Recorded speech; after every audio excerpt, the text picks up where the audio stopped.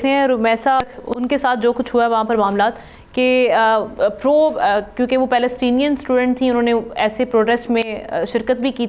थी तो उनको डिटेन किया गया है। और ये कहा जा रहा है वहाँ पे जो उनके हक में अब हम देख रहे हैं प्रोटेस्ट हो रहे हैं वहाँ पर अमेरिका में, और वो कह रहे हैं कि अनलॉफुली उनको वहाँ पर डिटेन किया गया और उनका जो वीज़ा है वो रिवोक यानी मनसूख कर दिया गया।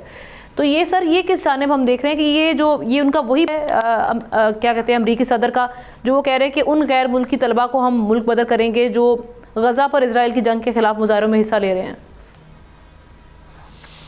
आपने देखा आमना के जिस तरीके से कोलंबिया यूनिवर्सिटी की वाइस चांसलर जो है ना उसको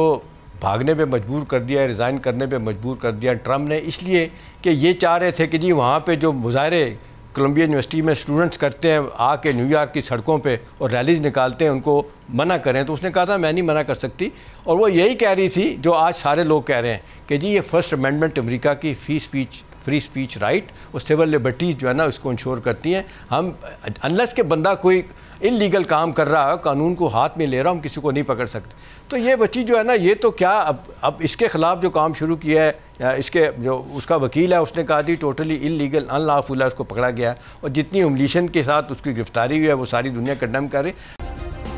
सब्सक्राइब करें और बेल दबाएं ताकि कोई खबर रह न जाए।